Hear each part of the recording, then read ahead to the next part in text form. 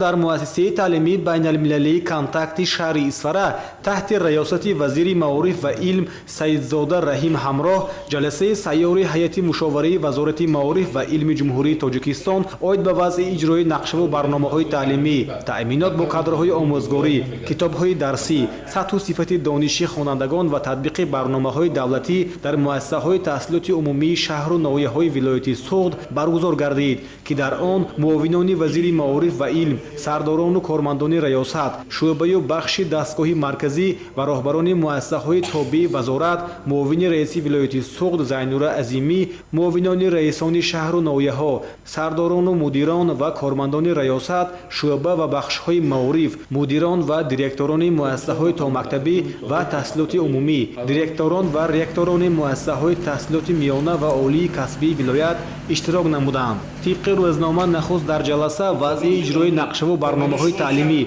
تأمینات با کادرهای آموزگاری، کتاب‌های درسی، سطح و صفت دانش خوانندگان و تطبیق برنامه‌های دولتی در مؤسسه‌های تحصیلات عمومی شهر و ناحیه‌های ولایت سوخت با پیشنهاد گردیدن گزارش‌های مفصل از جانب راهبران گروه‌های کاری مورد بررسی قرار گرفت. ضمن بررسی مسئله‌ها در برابر معرفی دستاوردها بیشتر به پرابلم و مشکلات جای داشته توجه شده. وزیر معارف و علم به مسئولین جهت اندیشیدن تدبیرهای سودمند دایر به بلند برداشتن مقام آموزگار در جامعه، اشتراک خوانندگان و دانشجویان در آزمون‌های جمهوریوی فروغ صبح دانایی کتاب است، علم فروغ معرفت و آزمون و المپیادهای جمهوریوی و بین المللی، امتیازهای مقرر گردیده به آموزگاران جوان، استفاده مقصدناک بناهای تعلیمی و زمین‌های نزد مؤسسوی، سری وقت از کورس‌های تکمیل اختصاص و بازآموزی گذشتن آموزگاران، جلب خوانندگان به مرکزهای دریافت و رشد استعدادهای و مرکزهای تحصیلات علاوگی